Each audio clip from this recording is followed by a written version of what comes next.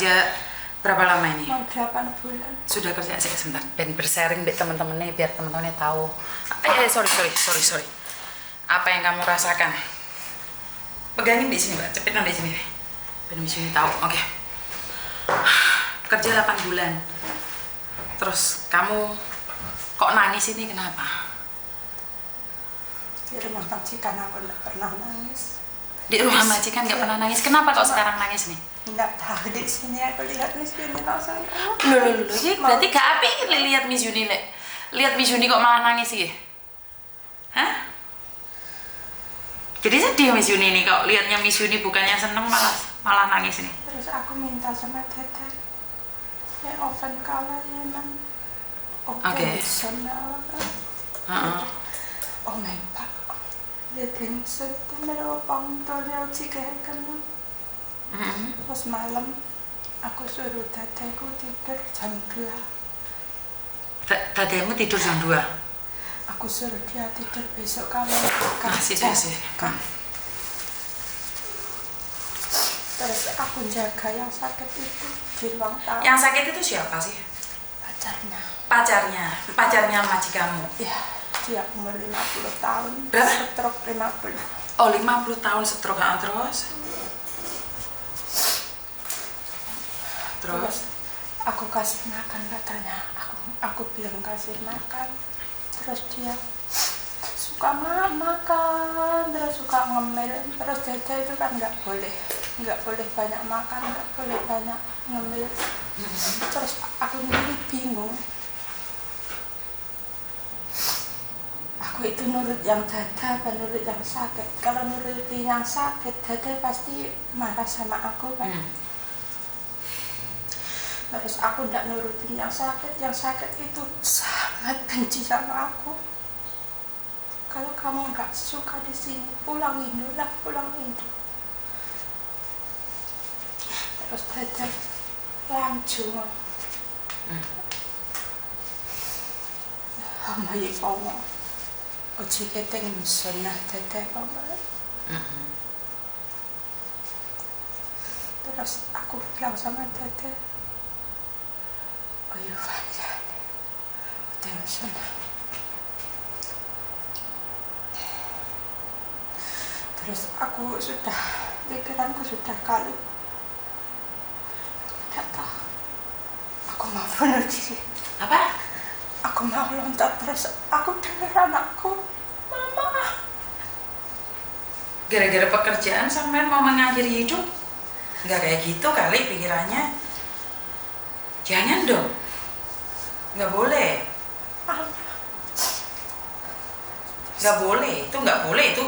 Itu kamu yang jahat. Bukan mereka yang jahat. Kamu yang jahat. Aku ngerti kamu tidak kuat. Aku sendiri juga tidak kuat kayak gitu. Terus aku bilang sama Ece, "Kamu boleh keluar, tapi tunggu potongan finish dulu." Terus aku kasih surat notis. Aku telepon Tete, katanya kalau pulang Indo potongan gaji lagi. Iya. Sekarang sudah notis kamu. Terus kapan keluar? Tanggal 1 bulan depan.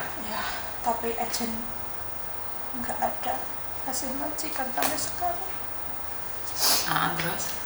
Kalau agent saya nggak percaya, aku telepon agent saya tuh, "Ada apa? Tolong dengarkan." Aku suruh dengarkan itu yang sakit. Aku nggak kuat. Agentnya bilang nggak kuat. Dengar itu. "Oh nggak, pulang. Kok aku cumi kok jahat." Kenapa sampean bekerja begitu diambil hati lah? Kenapa harus sampai ingin mengakhiri hidup padahal kan sampean cuma kerja? Dada terlalu ngekang.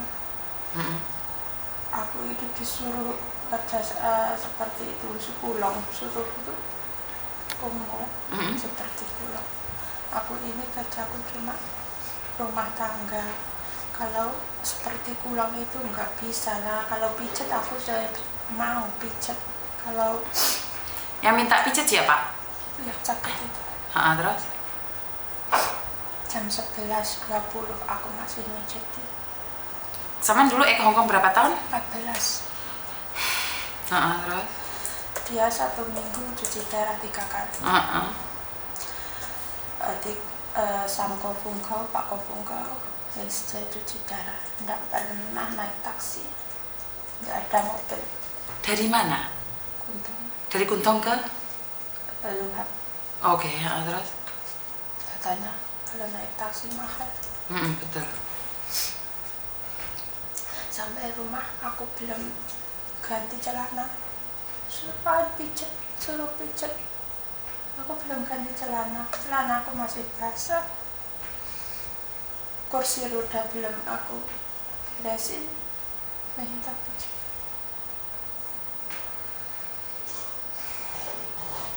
Terus tahu. Omeng Pak. Hari itu ada tension omeng Pak. Uji ke tension.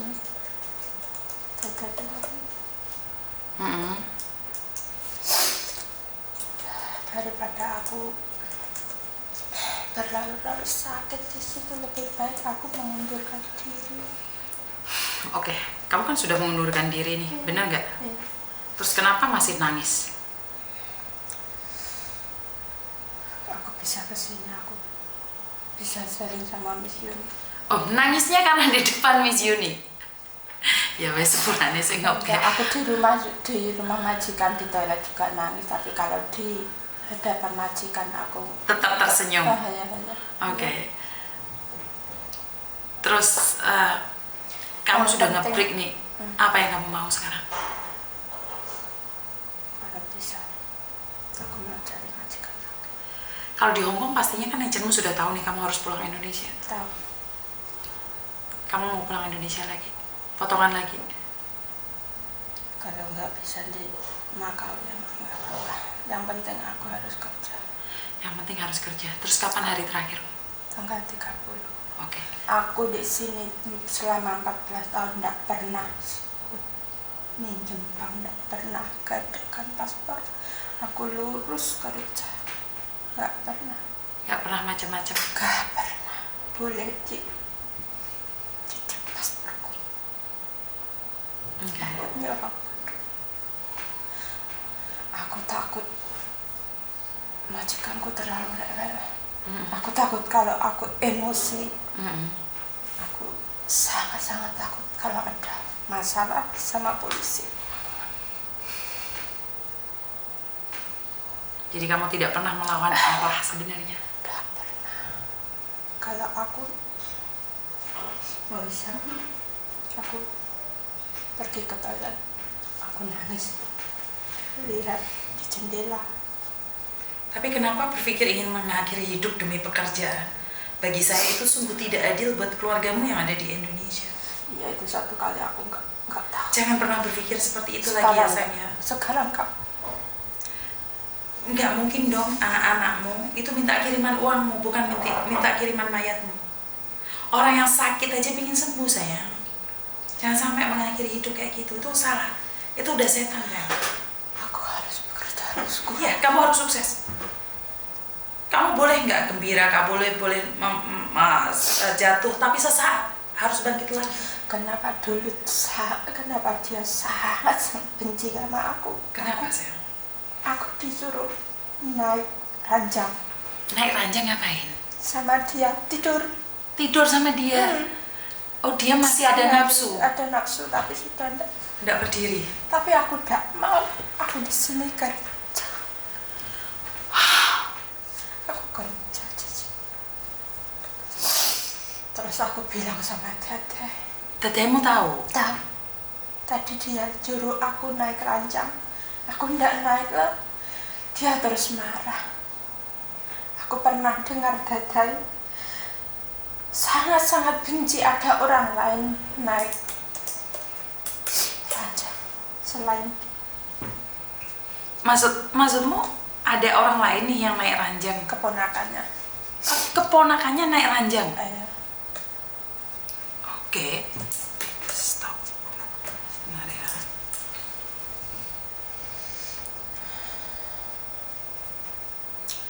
Terus dia bilang, usung caju le kepo. Hah? Entah kan, usung tiu le ya. Le mau kami lah. Oh hari itu coy. Terus aku telepon agent telepon Dada. Bukan. Kamu ingin mengakhiri hidup karena majikanmu suruh kamu naik di ranjang. Itu ya, terus malam itu dia ndak pernah tidur, terus aku ini sangat ngantuk. Karena terlalu capek. Ngantuk. Terus dia itu suruh miring.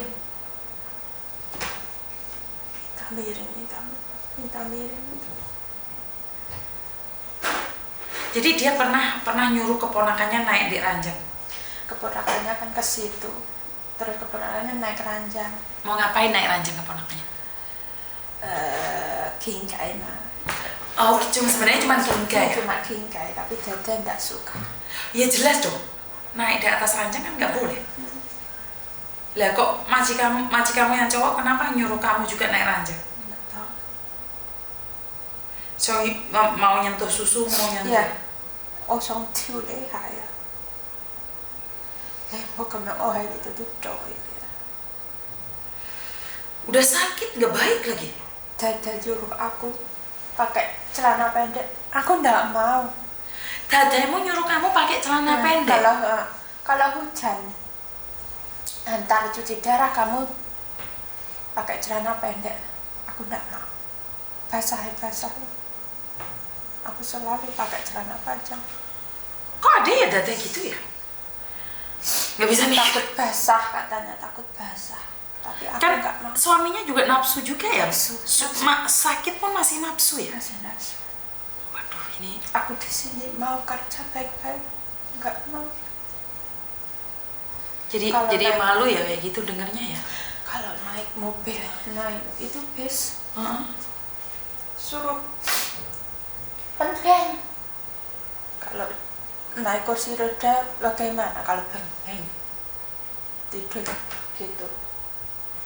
Terus suruh mijat di mobil, kan nggak boleh kan? Terus numpak itu habis bilang sama Dede, katanya aku nggak itu pakai seatbelt. Katanya. Terus Tapi sekarang nih kan kamu ngebreak, majikanmu ngizinin. Dia tahu. Umeng pak. Ya husan fuale kosam umeng pak. Terus dia cari Penggantimu. penggantiku, tapi dia kalau kamu tetap gitu marah-marah Sama aja. sama Cece yang ini yang kedua, Cece yang ngebreak sompong kayak Loyan gitu. Terus ini 2 bulan ini aku pulang ini mau cari Loyan, nggak ada yang mau. Karena sakit jahatnya. Katanya dia sangat jahat. Tadi malam Dede bilang sama aku. Loyan pun nggak mau berarti. Nggak mau. Sumpah Dede tadi malam bilang sama aku. Berarti udah lah, nggak usah dipikirin. Sekarang udah lega kan, udah nangis sama Miss Yuni.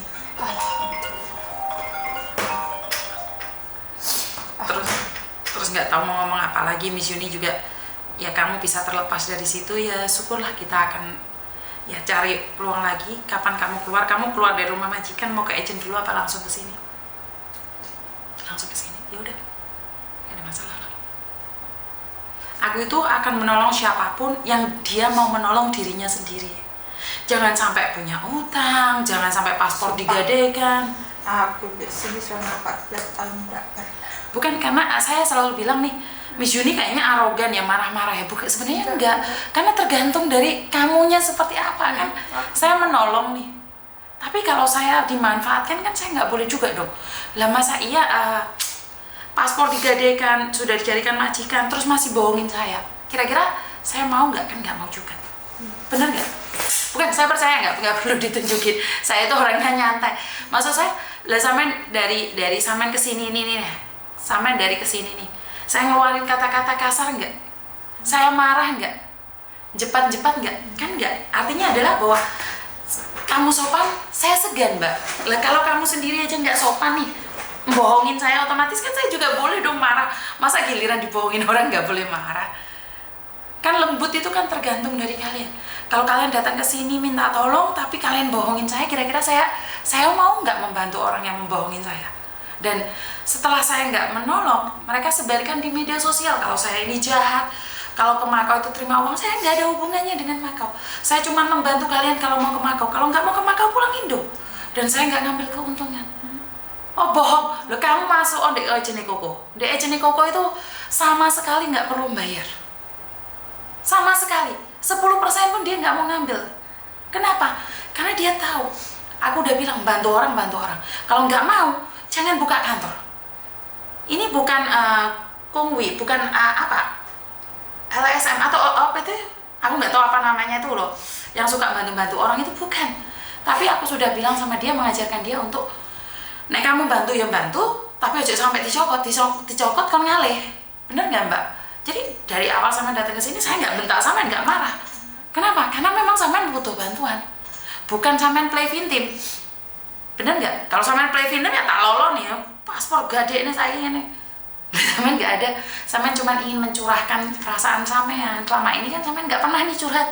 Nggak mungkin dong kamu cerita sama suamimu juga. Mereka jadi kepikiran. Nggak pernah. Kan mereka kepikiran nih. Tapi kenapa saya selalu bilang cerita di keluargamu biar rada lega. Yang keluarga di Indonesia harus terima bahwa hidup ini nggak seindah profil. Nih kalau tiba-tiba saya keluar dari pekerjaan nggak punya uang, ya kalian jangan nuntut. Aku udah bilang sama suamiku. Nah iya, karena itu saya tuh ngerti banget kalian tuh tidak ingin orang lain mengerti penyakit kalian, sakit kalian, luka kalian, air mata kalian. Saya tuh tahu. Tapi apakah orang Indonesia tuh paham nggak sih sampean sakit? Kalau dia masih menelpon, masih memberikan informasi, itu masih nggak apa-apa. Yang paling ngeri itu sini menderita, sana tertawa. Bener gak sih? Aku lihat sampean kayak gini aku jadi lega. Tapi ingat sekali lagi, jangan pernah berpikir mengakhiri hidup. Itu titip itu aja. Yang lainnya kita bisa pelan-pelan untuk berbicara. Ya, setuju kan? Ojo sampai mengakhiri hidup demi sesuatu yang sama sekali tidak ada hubungannya dengan kita. Kan gendeng. Wong sampean yo gak dikepui. Kasaran ngomong dia jahat, dia kasar, tapi kan dia tidak membunuhmu, nggak memukulmu. Wong loro yang kayak gitu. Dan mukul, tapi aku nggak pernah nambah. Tapi aku itu aneh ya. Saya tuh merasa sangat aneh sekali dengan orang-orang sakit tapi emosinya lebih tinggi. Itu harusnya kan mereka sakit itu sadar diri. Harusnya kamu itu minta bantuan sama orang, bagaimana orang baik sama kamu, bagaimana orang sayang sama kamu biar ditolong, malah bentak-bentak. Ini yang saya nggak paham loh. Dengan orang-orang seperti ini, kamu itu sakit. Sabar kenapa sih? Bener nggak? Jadi udah sakit, ngerepotin, jahat lagi. Pantas aja penyakitnya nempel ke dia. Bener nggak sih? Kalau secara logika nih, kamu sakit, ya udah ngerepotin aku nggak apa-apa, wong namanya orang sakit. Tapi yang mulutmu tuh dijaga, hatimu disabarin, ya pasti sampean kuat. Bener nggak sih? Tapi sekali lagi gak apa-apa. Mungkin Tuhan belum kasih kamu rezeki di Hong Kong, bisa cari di tempat lain lagi, dan yang penting tetap semangat. Karena kalau bukan kamu yang menguatkan dirimu, nggak ada loh. Keluargamu aja kamu bilang nggak tahu kamu nangis kayak gini. Penderitaanmu seperti ini. Yang mereka tahu adalah kabar terbaik dari kamu. Ngerti? Jadi kamu harus mampu menahan semuanya. Kamu kesini kan bukan jamnya libur, jamnya cuci darah. Kabur merini. Naik taksi. Naik taksi ke sini. Masa? Ya cepat. Kan biasanya masih naik bis, masih jalan ya, masih jalan. Aku tahu Mbak di sini, tapi kan mau cepat. Mau cepat, oke, nggak apa-apa wes. Tapi hatinya lega wesan. Jadi kapanpun kamu boleh datang ke sini. Yang penting dengan satu syarat, jangan sampai melakukan kriminal, kesalahan apapun, diminimalkan. Orang marah boleh, goblok jangan. Ngerti? Aku mau kerja ya. Sekarang sudah tahu nih studionya Miss Yuni. Tahu. Jadi enak tahu langsung ujuk-ujuk kamu kemana pun. Iya. Dulu kan kamu bilang 14 tahun di sini, tapi kan nggak tahu mana-mana, nggak ada tempat buat kamu. Dulu 1 bulan 2 kali libur, aku nggak apa-apa, nggak pernah minta gaji. Aku nggak libur. Salah itu. Nggak pernah. Yang penting aku nyaman kerja. Salah itu sayang, tetap nggak boleh. itulah nanti orang kebiasaan melanggar peraturan. Karena kita ikhlas, bukan masalah ikhlas dan tidak bekerja dengan ikhlas. Tapi kalau melanggar peraturan itu tetap salah. Ngerti? Nah, jadi wes gak usah mikir sing aneh-aneh. Miss Yuni selalu nunggu kamu. Sini, tak peluk ya.